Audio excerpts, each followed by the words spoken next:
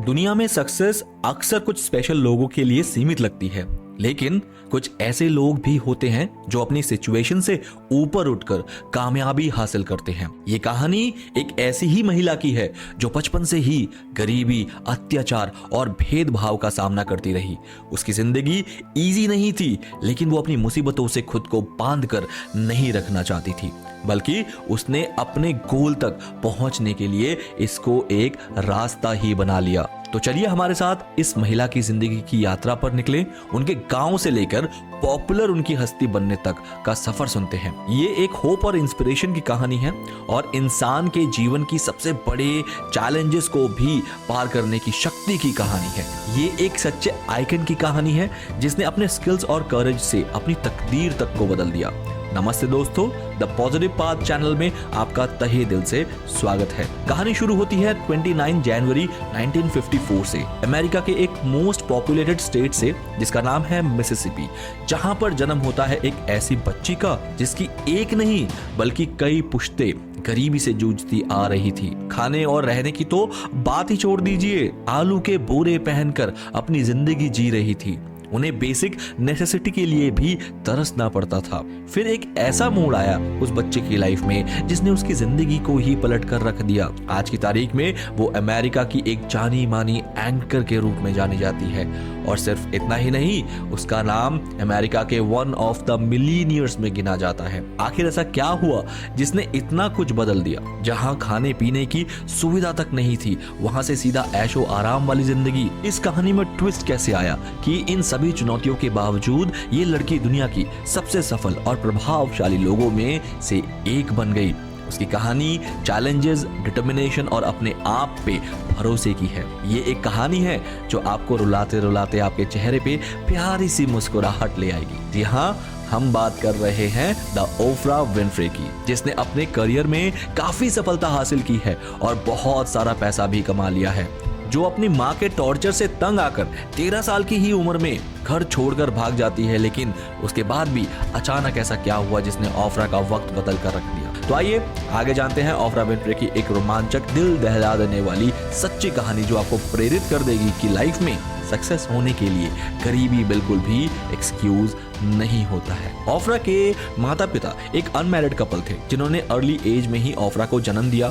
दोनों ही साथ में नहीं रहते थे। इसी से पता चलता है कि ओफ्रा का मेंटल स्टेटस कैसा रहा होगा बचपन से, जहां माँ बाप दोनों का ही प्यार नहीं मिला। ओफ्रा के जन्म के कुछ ही दिन बाद उसकी माँ जो है दूसरे स्टेट में नॉर्थ साइड में शिफ्ट हो गई, जिससे उन्हें घर चलाने के लिए काम मिल सके। इसी कारण ओफ्रा का बचपन उसकी दादी के साथ बीता, पर खाने के पैसे ना होने के कारण उसकी दादी भी मजबूरी में दूसरों के घरों में जाकर साफ सफाइयों का काम किया करती। ओफ्रा की दादी एक स्ट्रिक्ट महिला थी जिसने ओफ्रा को लाइफ का असल मतलब तो समझाया, पर साथ ही अपने एग्रेसिव नेचर की वजह से ओफ्रा को इतना टॉर्चर किया जिससे उसकी मेंटल हेल्थ बिगड़ने लगी। स्ट्रिक्ट होना गलत नहीं है दोस्तों, लेकिन साथ में एग्रेसिव होना काफी इम्पैक्ट करता है एक बच्ची के मानसिक स्थिति पे। वो उसे कभी कभी इतना मारते कि ओफ्रा के शरीर से खून बहने लगता था। इतना ही नहीं, खून बहने के बाद भी अगर वो रोती तो उसे और मारा जाता और हंसने को कहा जाता। उसे अपने इमोशंस भी एक्सप्रेस करने की आजादी नहीं थी। ये एक ट्रॉमा से कम नहीं है दोस्तों, वो भी इतनी छोटी उम्र में। बचपन ऐसे संघर्षों से बीत ही रहा था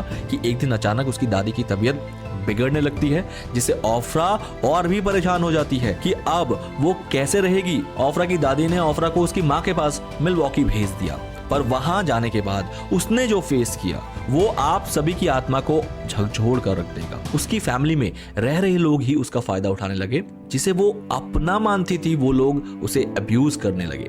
जो यातनाएं वो अपनी दादी के साथ रहकर झेल रही थी, उससे भी बढ़कर उसके साथ टॉर्चर होने लगा। आप एक्सपेक्ट भी नहीं कर सकते कि इतनी छोटी उम्र में, जहां बच्चों के खेलने कूदने के दिन होते हैं, वहां उसे ये सब झेलना पड़ रहा था। कोई और अगर हम जैसा होता दोस्तों तो शायद उसी पल हार मान जाता। ओफ्रा के पास अपना कहने के लिए भी कोई नहीं था जिसे वो अपने दिल की बात कह पाती। हर कोई बस सेल्फिश ही था। उम्र कम होने के कारण वो समझ ही नहीं पा रही थी कि आखिर उसके साथ ये सब क्या हो रहा है। और एक दिन 13 साल की मात्र उस छोटी सी उम्र में वो अपनी माँ का घर छोड़कर भागने की कोशिश करती है। आखिर इतना सब सहना भी तो आसान नहीं है, लेकिन यहाँ भी उसकी किस्मत ने उसका साथ नहीं दिया। घर वाले किसी भी तरह से उसको ढूंढ कर लाए और अब ओफ्रा को घर में बांधकर कैदियों की तरह रखा जाने लगा। ओफ्रा सिर्फ 14 साल की उम्र में ही प्रेग्नेंट हो जाती है, जब उसे पता भी नहीं होता ये सब होता क्या है। ओफ्रा कहती है कि उस दिन उसकी माँ उन्हें डिटेंशन सेंटर ले गई और उस दिन से उन्हें ऑफिशियली बैड गर्ल का टैग दे दिया गया। बिना किसी गलती के वो बस सजा भुगतने लगी। डिटेंशन सेंटर में जगह ना होने की वजह से ओफ्रा को उनके फादर के पास भेज दिया जाता है। पिता के डर से ओफ्रा अपनी हालत उनसे छुपाती है। उसे लगता है पिता भी बाकियों की तरह टॉर्चर करेंगे और उसकी जिंदगी पहले से भी ज्यादा मुश्किल कर देंगे। बट कब तक छुपाती? आखिरकार डिलीवरी वाले दिन उसके पिताजी को ये सब पता लग जाता है। बट ये ओफ्रा की किस्मत थी या बदकिस्मती, ओफ्रा का बच्चा प्री मैच्योरिटी के कारण बच नहीं पाता है। ओफ्रा अपने एक स्टेटमेंट में कहती है कि जब उन्होंने अपना बच्चा खो दिया उस वक्त उनके पिता ने सिर्फ एक चीज कही थी उन्हें, this is your time to seize the moment. इसका मतलब ये क्षण को समाप्त करने का आपका समय आ गया है। शायद यही वो मोमेंट था जहां ओफ्रा की किस्मत बदलने का आगाज होता है। ओफ्रा को अपने पिता की बात बखूबी समझ आई। उस दिन से ओफ्रा ने ना पलट के देखने का फैसला कर लिया। इसी बात को ठानकर ओफ्रा ने ईस्ट नैशविले हाई स्कूल में एडमिशन लिया, जहां हर डिबेट में वो एग्रेसिवली पार्टिसिपेट करने लगी। अपनी बात को बेबाकी से रखने की क्वालिटी ने भीड़ में उन्हें एक अलग पहचान दी। फाइनली स्कूल में कई अवार्ड जीतने के बाद लोग उसे पसंद करने लगे और 1971 में वो अपनी आगे की स्टडीज के लिए टेनेसी स्टेट ऑफ यूनिवर्सिटी में एडमिशन लेती है। ये वही वक्त था जब उसकी जिंदगी का सबसे बड़ा बदलाव होने वाला था। ओफ्रा का मानना है कि एक सुप्रीम पावर जरूर है जो हम सबको रास्ता दिखाती है और जब हम उसकी दिखाई डायरेक्शन पर चलते हैं तो रास्ते खुद ब खुद बनने लगते हैं और उनके साथ भी यही हुआ। उस सुप्रीम पावर ने शायद ओफ्रा के लिए कुछ बड़े प्लान्स बनाए थे। ओफ्रा एक बार अपने एक इंटरव्यू में बताती है कि जिस न्यूज चैनल में वो एज अ को एंकर न्यूज रीड करती थी, वहां पर उनके मेल काउंटर पार्ट को उससे ज्यादा सैलरी मिलती थी। इन इक्वालिटी के साथ जीना ओफ्रा को मंजूर ही नहीं था। ओफ्रा को ये बात अजीब लगी और उन्होंने डायरेक्टली अपने बॉस से बात की, जिसके जवाब में उन्हें ये सुनने को मिला कि ना तो ओफ्रा के ऊपर कोई लोन है और ना ही कोई और रिस्पॉन्सिबिलिटी है जिसकी वजह से ओफ्रा की सैलरी बढ़ाई जाए। ओफ्रा को ये बात बहुत बुरी लगी और ओफ्रा ने बिना सवाल जवाब किए वहां से तुरंत रिजाइन कर दिया और आगे ना बहुत से न्यूज चैनल्स पर उन्होंने छोटे मोटे काम किए और इसके बाद 1983 में शिकागो में एक टॉक शो करने का ऑफर मिलता है ओफ्रा को और उस शो का नाम था पीपल आर टॉकिंग, जिसकी ओवरनाइट पॉपुलैरिटी इतनी बढ़ गई दोस्तों कि बाद में उस शो का नाम बदलकर रख दिया गया द ओफ्रा विनफ्रे शो।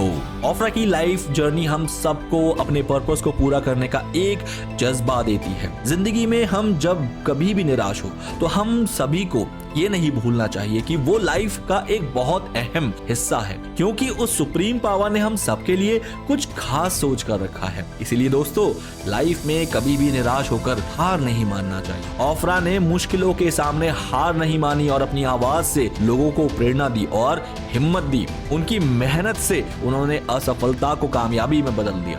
उनके मेहनत और हिम्मत से वो दुनिया भर में लाखों लोगों के लिए उम्मीद की किरण की तरह चमकती रही। ओफ्रा की इस यात्रा पर झांकते हुए हमें ये याद आता है कि कोई भी मुश्किल हमारे लिए अधिक बड़ी नहीं होती है। सही मानसिकता और मेहनत से हम भी अपने सपने को पूरा कर सकते हैं। इसीलिए ओफ्रा की कहानी से प्रेरित होकर अपना सफर आगे बढ़ाने के लिए प्रयास करें। याद रखना दोस्तों, हर मुश्किल एक अवसर है जिससे हम सीख सकते हैं और अपनी उन्नति में सुधार कर सकते हैं। अपने लक्ष्य पर ध्यान केंद्रित रखें और किसी भी चुनौतियों से हार ना माने। ओफ्रा की तरह हम भी अपने सिचुएशन से ऊपर उठकर दुनिया को बदलने के लिए साहस और ताकत दिखा सकते हैं। तो आज की real life inspirational case study यहीं समाप्त करते हैं। आशा है आपको यहाँ से काफी प्रेरणा मिली होगी। ऐसे ही मोटिवेशन के लिए इस चैनल को सब्सक्राइब करना ना भूले और बेल आइकन भी जरूरी है। मिलते हैं अगले इंस्पिरेशनल स्टोरी में जल्दी ही इस चैनल पे। तब तक अपना ध्यान रखिए और यूं ही मुस्कुराते रहिए।